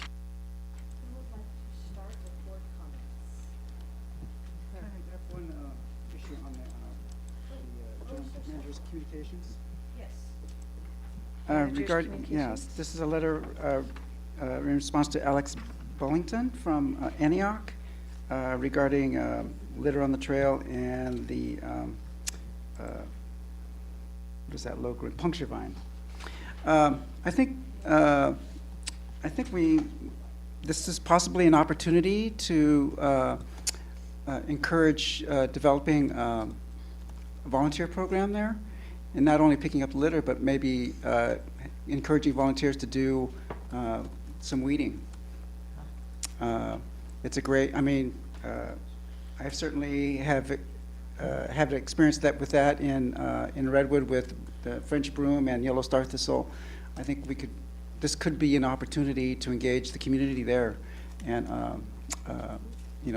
get rid of, hand pull or eradicate the puncture vine problem. But I think it's an opportunity we shouldn't miss. And with that too, I would like to have a tour of the, that section of the trail and see what it's like up there, see what they're contending with. Thank you. That's it. Thank you very much. Director Coffey, would you like to start? Okay, sure, because not much has happened since our last board meeting other than the Hike the Hill conference and our DC meetings, which I attended. And I wanted to thank all the hard work of our staff in putting those meetings together and our schedule together, and Eric and Lisa taking care of us while we were there, which was the proverbial herding cats around Capitol Hill. And again, as I've said in the past, it's remarkable how well received we are. I mean, these people, both in the bureaucracies and in the administration and among our congressional delegation and their staff, they're actually happy to see us and want to know how they can help, which is very gratifying. Other than that, I just had a nice picnic and hike in Point Pinole this weekend.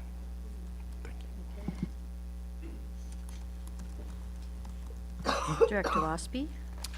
Thank you. I too spent most of my time in Washington, D.C. On February 6th, I did attend the ad hoc committee dealing with general manager's evaluation and looking for a facilitator for a future GM. The DC trip, I thought it was very productive. I thought it was very interesting. I'd also like to compliment staff. Eric does a great job all the time with his leadership, but especially Lisa, I'd like to point out. I mean, she just, from what I'm told, she left her job, her acting position, to drop back so that she could help coordinate this whole thing. So the entire staff and Yuli and all the work she's done, I'd really like to compliment her, and I'm very happy that we've got a person like Peter Umhofer who has all that inside information that helps us out in Washington, D.C. I think it's money well spent, and I came away from that with a number of things, but one of the things that really impressed me was the whole emphasis on pre-fire mitigation. They're all getting it back there. Everybody seems to be getting it. It's interesting. A couple of those folks said, yeah, out west. They keep referring to out west. I think that was anything west of Washington, D.C. probably was out west. But and when we did say, hey, fire, they said, no, flood. And, you know, you kind of have to take that into consideration, but it is getting in their wheelhouse, in my opinion, and there's some legislation being brought up and some great opportunities for more pre-fire mitigation. I think that's, yeah, so it was a great trip, and I'm glad I went, and I learned a lot. I guess one question as a follow-up to our last board meeting, the gentleman that came about the Temescal accommodation, we said that he would talk to staff. Did we ever come to an accommodation with that nice gentleman? Yeah, Pepe, I don't know. Director Wasby, Steve Castile, so we are still continuing to work on that. And I spoke with Pepe today before the board meeting, so he's very well aware of that and up to speed on where we're at. Okay, great. Thank you very much. Thank you. Director Lane? Thank you. Before we went to Washington, I want to say I enjoyed attending the executive committee and being quiet and listening to our art intern provide information that she had gathered. And I wanted to say it was a very impressive report. At Hike the Hill, that too was very interesting. I tried not to bother people by bringing in the Anza National Historic Trail frequently, but I think it's very interesting that Anza came in 1776, and so the National Park Service is talking about the 250th narrative of the founding of our country. And so I'm hoping they will realize it was founded in the East and in the West. So that was an interesting experience for me to talk to some of the staff in addition about that. then visiting our members, it was a very positive experience. I mean, even though some of the actual members we saw in the hall more than in a 45-minute meeting, I think it's a very good thing for us to do, and I think due to the work of our legislative staff that we were successful in making the points that we wanted to make about what our needs are and what we're offering to visitors.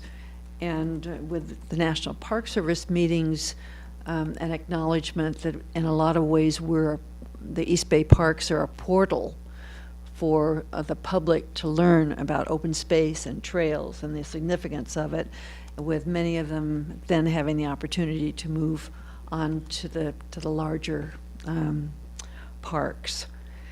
And then just a word about the atmosphere there. It was good that we were there the week we came, not the week before, I will say. But it's very distressing for many people to look at the administration's questioning about the contributions of public lands.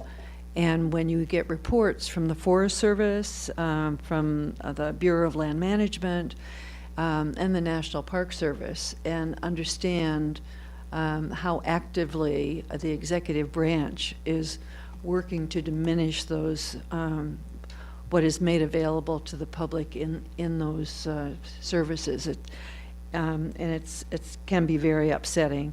And especially when you turn to what the National Park Service does, America's best idea.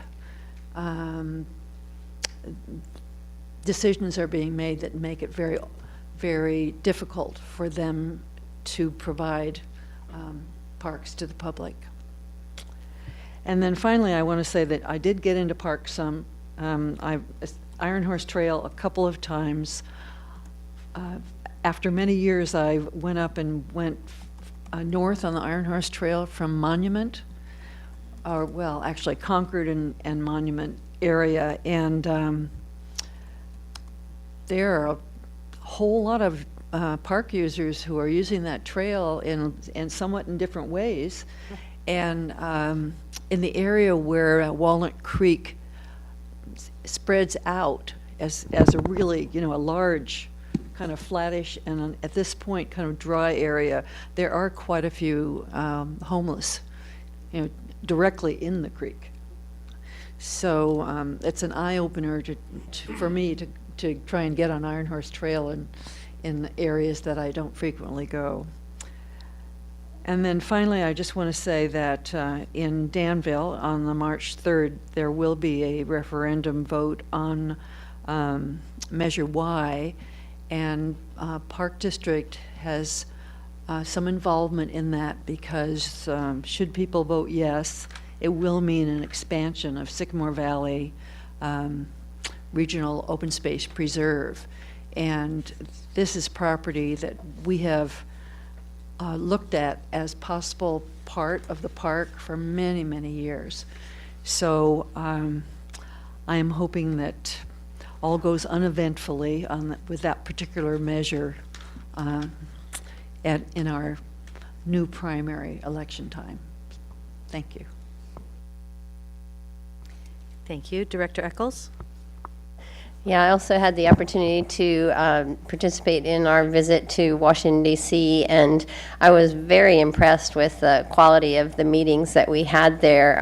In addition to meeting with the U.S. Senators' offices and virtually all of our congressional delegation, we also had opportunity to meet with the National Park Service and the Department of Transportation regarding the BUILD grant, and I thought that the information that we got is very helpful. So all of it was very informative to me, and I learned a lot. And but I also thought that the information and conversations that we had with whether they were our representatives or staff, they were all very good. So I want a big shout out to to our government affairs staff for organizing that. I know how hard it is to organize these congressional calendars that keep changing, and then to organize all of us. It's not a small thing. So appreciate that, and appreciate Christina and the other folks who came along as well. I thought it was very, very good. You know, I think we're really lucky to have the congressional delegation that we have, who's so happy to see us, who cares so much about our issues. And even though the administration put out this just devastating budget, you know, we heard from several of the congressional offices that, oh, don't worry, it's dead on arrival. Now, that doesn't mean that everything's going to get refunded, but it's good that, you know, people, at least in the Congress, you know, really have no intention of following the president's lead. So we'll hope for the best there. And then finally, when I returned home on Valentine's Day, I had the privilege, really, of attending a wedding reception for Congresswoman Barbara Lee and her new husband, the Reverend Dr. Clyde Oden, Jr., and that was a very fun, very nice celebratory event on Valentine's night, so really enjoyed that as well. Director Rosario? Okay, on the 5th, I attended the San Andrew Creek meeting, ad hoc meeting with the Alliance, which they're very happy to hear what we voted on today. And I just want to give a big shout out to Doug Seiden for starting that, and hopefully we can have a celebratory thing with Doug when we That's a great idea. yeah, when we sign that agreement. And then also that evening, I attended AFSCME 2428's meeting, and I gave a presentation on the Schools and Communities Act for the members there, and so got some petitions signed. I thank you to Chris for allowing me to give that presentation. And then I too attended the Washington D.C. Hike the Hill and Lobby Days. Just to echo what everyone else has said, it's just amazing how productive those meetings are. And we all got a sense that we accomplished something and making connections, and it's really encouraged me to continue those meetings, and only in district offices. I'm going to start with Barbara Lee, and then along with Wilma Chan in the county. So Dennis and Colin are already been doing that in district, and it really is amazing to have not a presentation when you're meeting a congressman, but have a conversation. It was very, very relaxing, and we get a lot done that way. So I am inspired to do that as well. And thank you for those presentations. And then, yeah. Oh, I forgot. Attended the executive board on the 6th, and shout out to was it Rachel Arbios who did the art report? That was an incredibly detailed and thorough report, and I'm still looking at it, even after my first read, but very, very thorough. So, thank you. Director Wieskamp? Well, I gave her an A+. As a former teacher, I thought she had been beyond thorough. I'm sure it's going to be winnowed down to something smaller and more usable for us, but she went into details. She did a very good job. I attended the ad hoc committee meeting on that executive meeting day and executive. I was called last week by the Pleasanton Chamber of Commerce representative, and we're going to get the Pleasanton Green Business of the Year award. And they mentioned, the one who talked to me, that the solar, and I said, we've got lots more than solar. So Public Affairs is going to put it together. And so it's always nice to get another award. We knew how good that was. I'm not sure how many of you had the chance to look at Mr. Stenstra's column. Magnificent. This guy is incredible. Mark Brower. He is hiking thousands of miles of roughly 100 parks in our 2 counties. And the next hike coming up, this was number 10. Brow's excitement is ignited by what is coming next. The permit-only guided hike at Brushy Peak, operated by the City of Livermore, Coyote Hills along the South Bay, a few permit-only hikes on East Bay Mud, and the permit-only trek to Vasco Caves. To crown his mission, he and his daughter, Katie, will backpack the 28-mile Ohlone Wilderness Trail from Del Valle Regional Park to Mission Peak. It seems the perfect way to finish a dream. I think we ought to have him come in and celebrate with us, because I think it's, and the column, if you don't have it, I'll pass it on so you can get a replication. He just seems like such a great guy. And the last thing may be sort of off the wall, but so what? My book club participated in the Livermore Book to Read the Summer program. And it's called Sourdough, and it's by Robin Sloan. And I attended Mr. Sloan's presentation at the library and read the book. It is a weird book. It is fun. It's interesting. And a lot of it happens on Alameda Point in the old buildings. And there are goats in it. So if there are extra copies that come back in, I'm going to buy them and bring them in for all of you to read. It is, I say, it's food, it's goats, it's very imaginative. It appeals to people of a wide variety of ages. So it ought to be just perfect for us. So I'll see if I can get some colleagues and bring them in. And I want to thank all of you for braving the climate changes in Washington, D.C.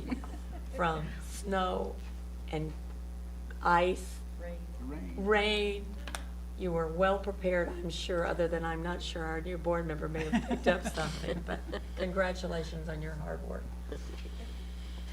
Thank you, Director Wieskamp. Can I say one last thing? I forgot one thing.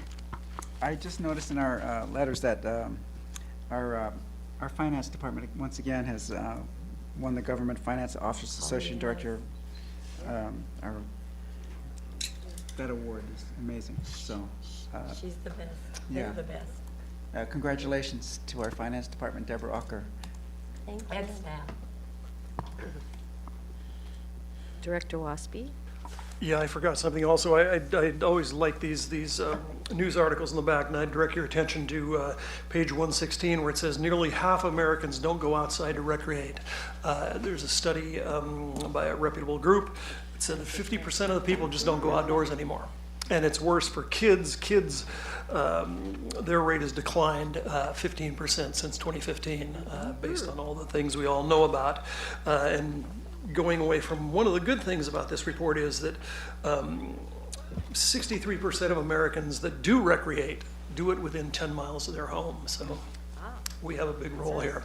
And I'd like to give a shout out, Steve, please, to your crew. We were all in Washington, D.C. Deputy General Manager Alvarez, thank you for the updates on the wind event that occurred here.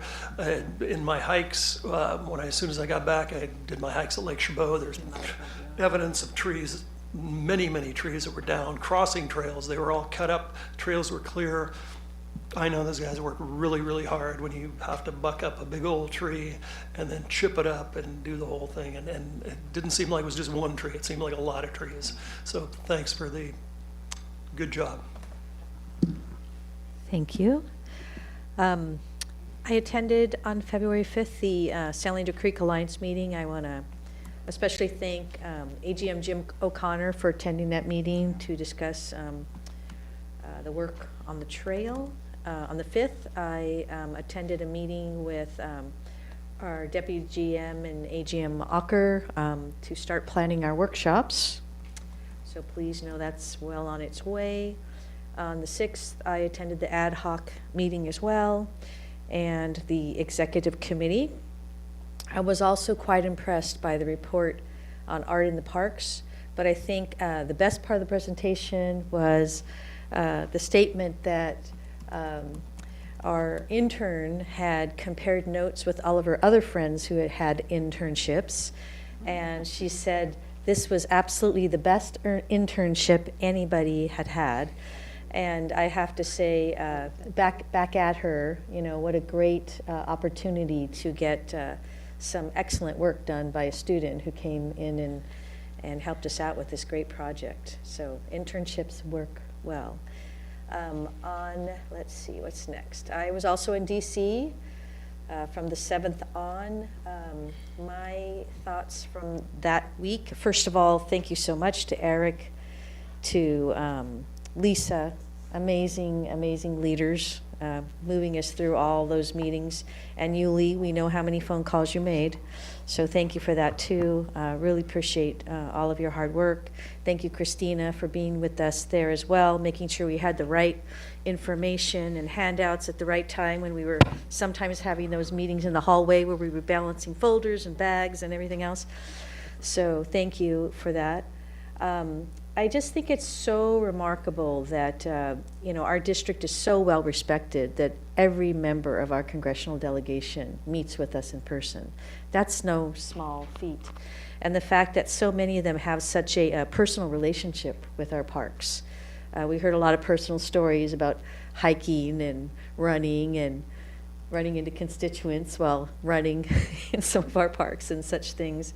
And that was quite impressive. And then as we were presenting to Congresswoman Barbara Lee about Alameda Point, another member of Congress from Massachusetts, some of you might know the name, Seth Moulton, who is a veteran, happened to walk by, and she stopped him and said, "Hey, Ellen, tell him about the work you're doing with the Veterans Administration out there on the point." And then enlisted him in learning about what we were doing, and he was like, "I know exactly where that is. I support that too." So, expanding our support to other states, which is always a good thing in DC.